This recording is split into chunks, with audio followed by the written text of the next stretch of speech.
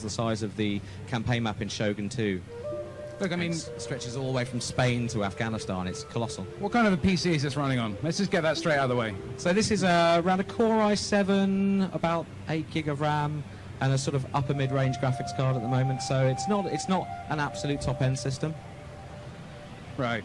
I mean, it's better than my computer. How's it going to look on my computer? What's your computer like? i5. It's going to look great. One of our aims is to keep the minimum spec for Shogun 2 around the same. Sorry, the minimum spec for Rome 2 around the same as it was for Shogun 2. So we're working on a suite of low-end assets to make sure that people with low-end systems can play and enjoy the game at a reasonable frame rate. So, all right. So we're looking at the overview. Yeah, we're going to see some diplomacy coming out. Sorry? We're going to see some diplomacy, or? So yeah, we haven't got any diplomacy in this demo here, but what we're seeing here is some of the features of the campaign map. We've got the great wonders of the ancient world here, for example. So the pyramids and the lighthouse of Alexandria. So, you know, Stonehenge, the Hanging Gardens of Babylon. They all give you buffs if you capture those provinces. But now this is really interesting. This shows the evolution of the campaign map through the kind of player agency. So as you decide to upgrade your city, you can expand it like this in order to build new buildings, and that city will expand further and larger. The buildings will rise up, and you'll see some of the buildings you've built reflected in the city. And you can see sort of shanty towns and urban sprawl beginning to appear around the city. You know, as you play, the map really starts to evolve. And how much of the game's going to be taking place from this view?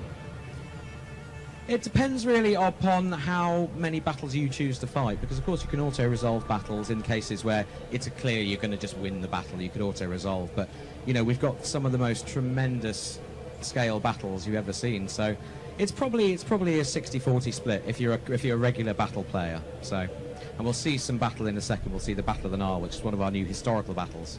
Right, and one of the things I think people have always had a bit of a hard time with is the, you know, just the AI has maybe not been as intelligent or as wily as I would have liked in a Total War game. Are we going to be seeing a smarter computer opponent? Well, what you're going to see is you're going to see some great AI on the campaign map and some great AI on the battle map. So on the campaign side, one thing that has often happened in previous Total War games, an AI you may have felt like you've been stabbed in the back, or you may feel like, you know, the AI's declared war on you for no reason, and you can't really see a reason for that, and you think it's acting randomly. What we're doing now in diplomacy is we've got a new panel called the Relations panel, and it lists your actions by which that AI is judging you. So, you know, if you've committed war, if you've declared war on one of its friends, sorry, then it won't like that. It'll count as a negative modifier towards you.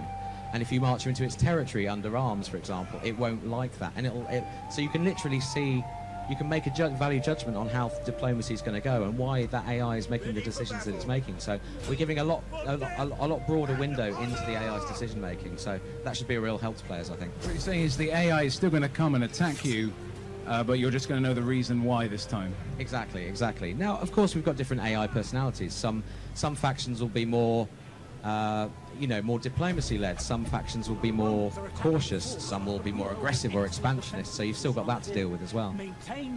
Right, so we've gone into another scene now. We're actually in some battle. So this is the Battle of the Nile. It's one of the historical battles in the game. And this is the armies of Ptolemy XIII being attacked by Caesar and his ally Mithridates of Pergamon. It's one of the battles that happened in 47 BC. So now the reason this battle is so spectacular is because it's got such a vast range of exotic units in it, and it's a combined battle as well. So we've got one of these combined battles where land and naval units can fight in the same theatre of war at the same time. So you can use your ships to disembark troops on the land to support the troops, or shell them with ballistas and things like that. Now I saw some war elephants a minute ago. We're going to get to see some more war elephants. We will see some war elephants. Right, yeah. I want to see some war elephants. Yeah, 10 tons of muscle and tusk trampling your enemies to jam. They're a really fun unit to use.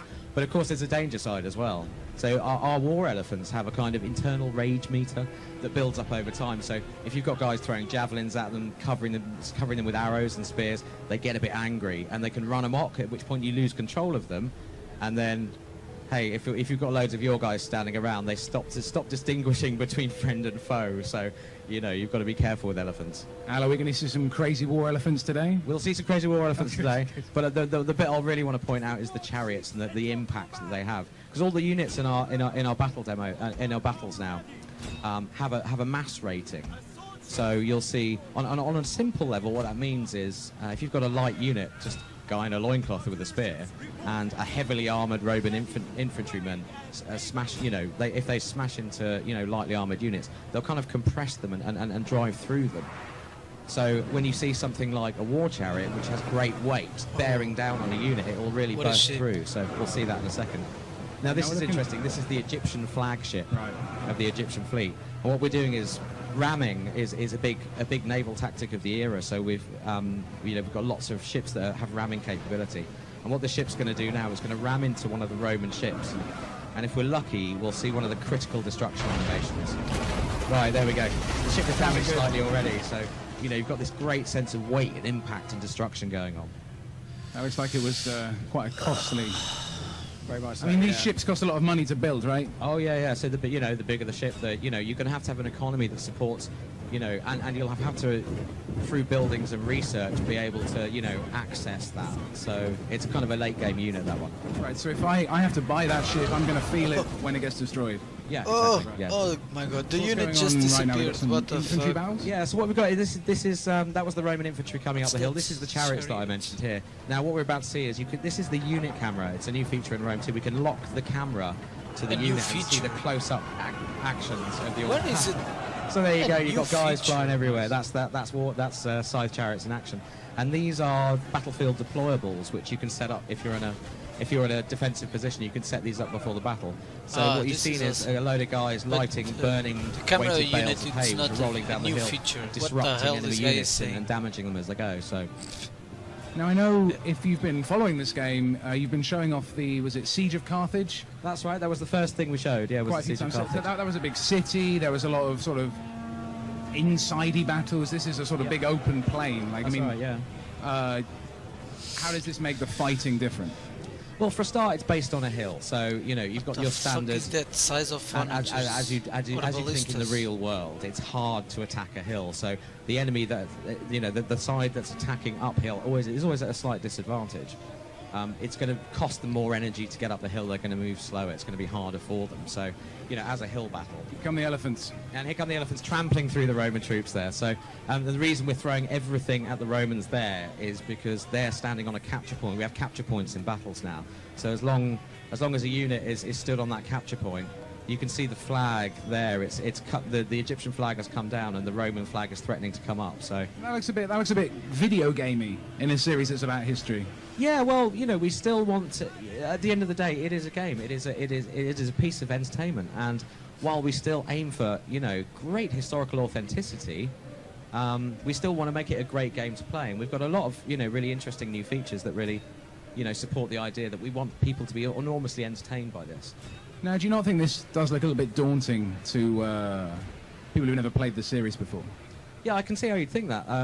The beauty of Rome 2 is that when you first start playing the game, you play the prologue, which is right at the start, pre the full campaign. You can play the prologue, which is a kind of 3-chapter, narrative-driven introduction to Total War. So it introduces the very basic features. You just from how showed to the control mellow units on the combos. battlefield, and Come on. how to recruit The and hell build are you units showing? in towns, how to expand your cities, and it's the really.